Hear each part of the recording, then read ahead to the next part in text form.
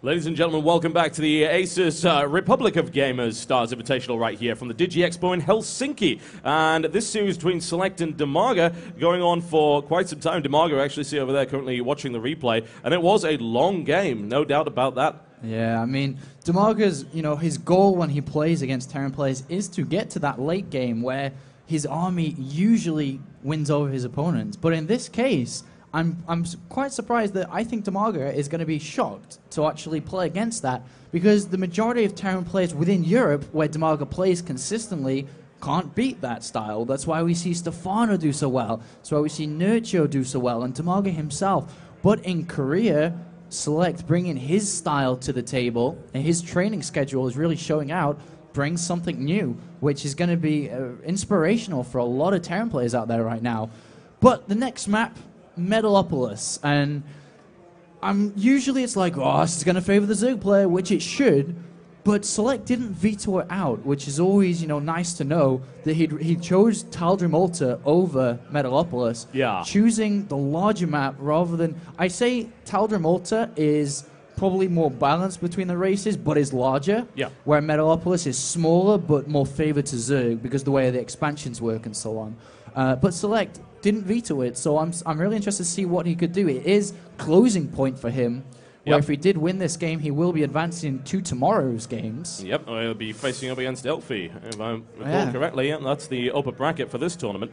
Most so definitely. I'm intrigued to know why, as you said, he hasn't vetoed that. I suppose you can only veto one, and I think he's perhaps more scared about going up against long game macro DIMAGA than he is on Metalopolis, even though, as you said, it is Zerg favored, good expansion points for Zerg, and of course the early game, a lot of Zerg harassment potential. That natural's so wide open to Zergling run-bys and Baneling attacks. Yeah, and this is the ESL version we're playing on here today. There are no close-by grounds, just like the new ladder Metalopolis, which did come back after relentless efforts from TotalBiscuit. Dustin Browder, yes, indeed. So it's only close-by air and cross-position. Ideally, DIMAGA would want cross, but we'll see how it goes as we load into this game. Yep. He'll be indeed very cross if he loses this one. He needs to get back into this series. SeleCT's one game away from taking it, advancing to the round of 4. And DIMAGA's got 2 more that he needs to win. So Metalopolis, will this be the map that puts him back on the map? We'll find out. And here we go. Ladies and gentlemen, I bring you NTW Mind Factory's DIMAGA. He is in the red trunks playing Zerg to the south of the Metalopolis. And what is SeleCT from Team Dignitas up to? I'm sorry, SeleCT. Is that SeleCT or Marine King Prime we're watching right here? Wow, wow, wow. And the Overlord, surprisingly, is going to scout in the correct pathway, but is not going to find anything. Yes, and then he'll immediately think, what the hell? Oh, you are not doing what I think you're doing. And this is why he didn't veto Metalopolis.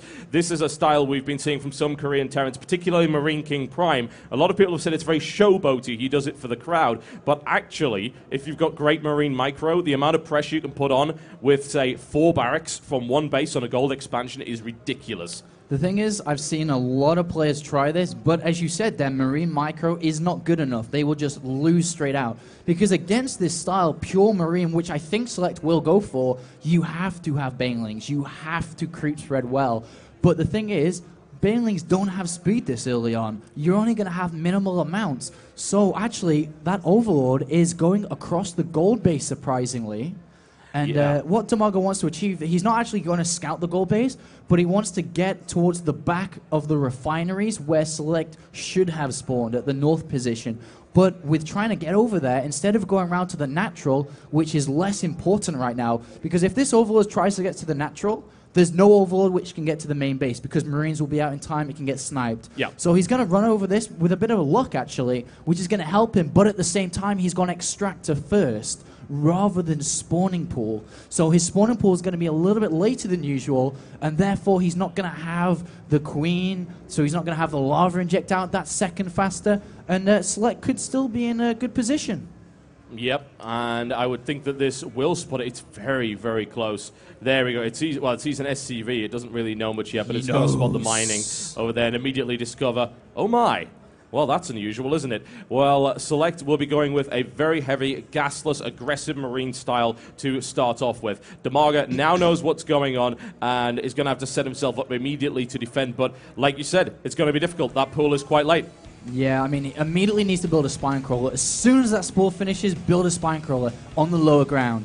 The thing is, Marines are on the way already. I don't even think he has time to go for a Baneling Nest, so he's going to have to cut his drones really low, and he's going to have to maybe just use Lings only. So we're going to have to see how well Select's control is, because against anybody else, DIMAGA should be able to hold this off, but against Select's Marine control, this may be difficult. Yeah, now he is able to force a cancel on the bunker. Nice play there by DIMAGA, and at least that gives him a little bit of time. The Marine count is currently only at 2. This usual style, if it is the same build as Marine King Prime, will be 4 barracks, will be no upgrades initially for this pressure, and it will be all Marines all the time. Baneling Nest is on the way up. The first wave of Marines is on the way as well, with a couple of SCVs to back that up.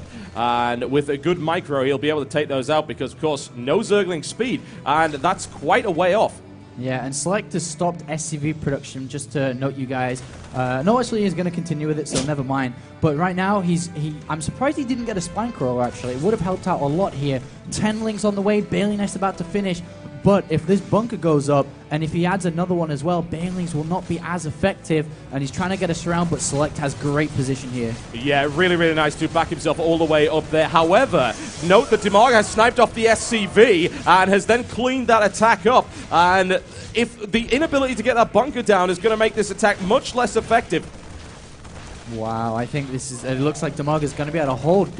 Ling speed's about to finish, so these two Marines are in trouble. And the Baneling Nest is finished as well. He just has to play a little bit defensive. He is on a low drone count at 18, but he has 2 hatcheries. He has 2 queens. He's going to be able to pump up the drone count really easy. And he may just go for a Baneling bust here. There is nothing to stop Banelings come rolling on. And there are the Banelings being morphed as well. He is going to try and just bust straight through this. And no matter how good Select's control is, 8 Marines against 8 Banelings, unless he splits 1v1, this is going to be almost impossible. Yeah, Select does have an interesting... This is completely all in right here from Select. And this could be devastating if he gets caught out by those Banelings. Some damage done there. There's the split. There's still Banelings on the field, however. Oh, there goes the SCV count. And the last Baneling detonates. There are 6 SCVs and 8 Marines. And DIMAGA is on 18 drones. More Lings on the way. Those barracks are about to finish, but he's now relying entirely on 1 mule and a couple of SCVs mining the gold to continue this pressure. But 16 Zerglings, and I think DIMAGA's got this. Yeah, DIMAGA's morphing. I think he's even got enough in pure Lings, but he is going to morph Banelings anyway. He goes in, and the economy of Select is gone. 4 SCVs, 3 SCVs, and he's just in a terrible position. And DIMAGA's going to push this to the final round, the final map. Yeah, this is really nicely held. GG, ladies and gentlemen. Bringing it equal, DIMAGA 2 apiece now after a gutsy all-in play right there by Select, but it just did not pan out. It did not work out so well, and that Overlord, that one Overlord at the beginning of the game, never happens like that. Nobody does that, and he scouted it so early on, he was able to adapt. Baneling Nest immediately and just stop drone count at 18 rather than building up. So that one Overlord did save the day there, and unfortunately for Select does drop that game. But for all the DIMAGA fans, which I'm sure there's a lot of, we will be going into the final game, which is going to be on Antigua.